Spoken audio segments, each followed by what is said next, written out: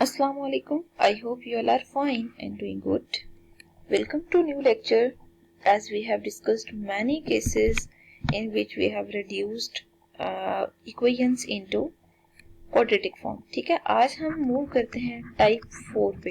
ठीक है, टाइप 4 तब एप्लीकेबल होती है जब ये जो टाइप 1, 2, 3 आप डिस्कस कर चुके हैं ना, उस तरह का क्वेश्चन गिवन ना हो तो फिर मजबूरन हमें टाइप 4 पे मूव करना पड़ता है और देखना पड़ता है कि क्या ये क्वेश्चन इससे रिलेटेड तो नहीं है. ठीक है, अब टाइप 4 की अगर जनरल फॉर्म देखी जाए ना तो बेसिकली इसको कहते हैं एक्सपोनेंशियल इक्वेशंस. ठीक है, टाइप 4 में ना एक्सपोनेंशियल इक्वेशंस होंगे.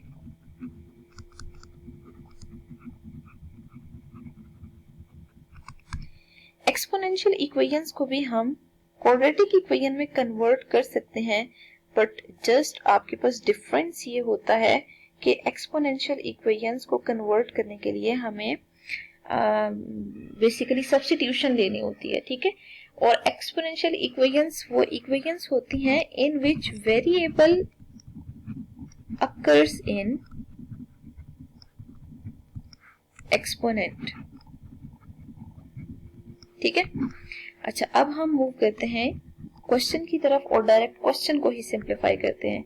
5 raise to power 1 plus x given हो, फिर 5 raise to power 1 minus x given हो और ये 26 के इक्वल हो. You can see here this is equation और ये इक्वेशन एक्सपोनेंशियल इक्वेशन है. ठीक है, क्यों? क्योंकि देख सकते हैं वेरिएबल जो x है ना वो एक्सपोनेंट में अपीयर हो रहा है. ठीक है, अब देखें सबसे पहली वर्किंग क्या होनी चाहिए कि हमें यहाँ पे इसको सॉल्व करने के लिए पहले 5 raise to power 1 plus x है ना, यहाँ स्प्लिट कर लेते हैं. 5 raise to power 1, 5 raise to power x और फिर यहाँ पे भी 5 रेज़ टू पावर 1 और 5 raise to power minus x. ठीक है, और ये 26 के इक्वल आ रहा है. अब हम क्या करते हैं 5 into 5 raise to power x आ रहा है. ठीक है, और यहाँ पे 5 divided by 5 raise to power x आ रहा है इक्वल्स 26 है. ठीक है, आपने क्या करना है एक्सपोनेंशियल इक्वेशन के लिए हमेशा देखना है कि जो टर्म सेम आ रही है ना, अगर उसको लेट कर लेते हैं y, तो 5 रेज़ टू पावर x को अगर आप y पुट कर देते हैं ना तो आप देख सकते हैं कि जो इक्वेशन है वो क्या बनेगी. इक्वेशन बिकम्स कुछ इस तरह से सिचुएशन आ रही है 5y plus 5 divided bye y equals 26. ठीक है, आप क्या करें एलसीएम ले लें. एलसीएम लेंगे ना तो 5y स्क्वायर प्लस 5 इक्वल्स 26 आ रहा है. ठीक है, तो यहाँ पे आपने 5y स्क्वायर प्लस 5 को 26y लिख देना है. ठीक है, अब आपने 5y स्क्वायर माइनस 26y और जो नेक्स्ट टर्म है वो क्या है प्लस 5 इक्वल्स 0 है. दो ऐसे नंबर लेने हैं जिनको मल्टीप्लाई करें तो 25 आए, ऐड या सब्ट्रैक्ट करें तो मिड टर्म आए, तो 25y और 25y को मल्टीप्लाई कर दें y के साथ तो you can see that answer is 25y square और मिड टर्म भी बन रही है जब आप इन दोनों को एड अप कर रहे हैं. ठीक है, अब आप 5y कॉमन ले लें. 5y कॉमन लेंगे तो जो आपके पास आंसर बचेगा वो आ रहा है y माइनस 5. ठीक है, और यहाँ पे 1 कॉमन ले तो आंसर y माइनस 5 आ रहा है इक्वल्स 0. तो 5y minus 1 and y minus 5 equals 0 आ रहा है. ठीक है, आपने क्या करना है एक बार 5y माइनस 1 को 0 की इक्वल पुट करना है और एक बार 5 माइनस y को 0 की इक्वल पुट करना है. ठीक है, तो यहाँ से जो y की वैल्यू है ना वो आपको 1/5 मिल रही है और यहाँ से भी जो y की वैल्यू है वो आपको 5 मिल रही है. ठीक है, अब देखिए आपने y की वैल्यू नहीं निकालनी थी बल्कि x की वैल्यू निकालनी थी. क्वेश्चन में x गिवन था, इट मीन्स आपको बैक सब्स्टिट्यूट करना चाहिए. बैक सब्स्टिट्यूशन में 5 raise to power x put करते हैं y को. जब आप y को 5 raise to power x put करेंगे तो 5 raise to power x equal आएगा 1/5 के और जो दूसरा साथ इक्वेशन गिवन है उसमें भी 5 रेज़ टू पावर x को 5 के इक्वल पुट कर दें. ठीक है, अब हमने ना इनकी बेसिस को सेम करना है तो उसके लिए फिर हमें डिनोमिनेटर से 5 को ऊपर मूव करना पड़ेगा।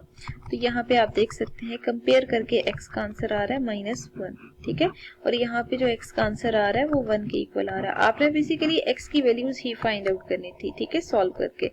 तो यहाँ पे आप सोल्यूशन सेट फॉर्म में लिखते हैं कि x की वैल्यू -1 एंड 1 के इक्वल आ रही है। तो you can see here this was the procedure through which we can easily find out the value of unknown here, और वो अननोन एक्सपोनेंशियल इक्वेशन में हमेशा एक्सपोनेंट की फॉर्म में गिवन होगा। मजीद एक क्वेश्चन की तरफ मूव करते हैं। फॉर एग्जांपल हमें क्वेश्चन ये गिवन हो, ठीक है। अब आप देख सकते हैं again the variable x is present in the power, ठीक है।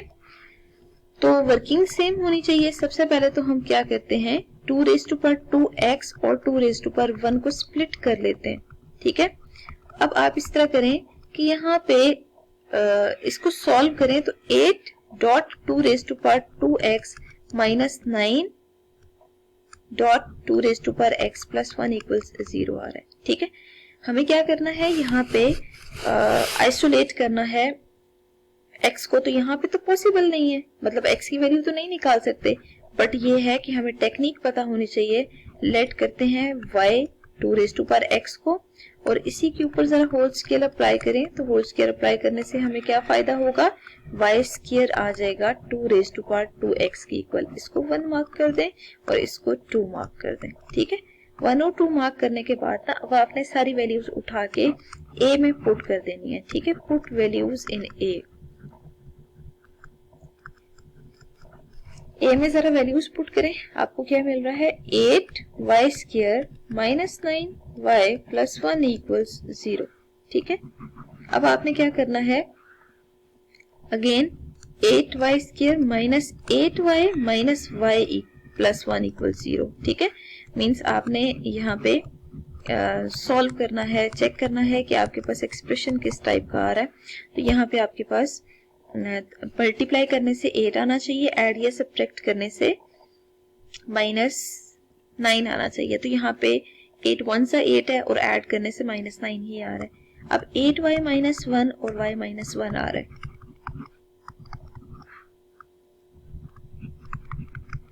तो 8y माइनस 1 इक्वल टू 0 और y माइनस 1 इक्वल टू 0 ले लें।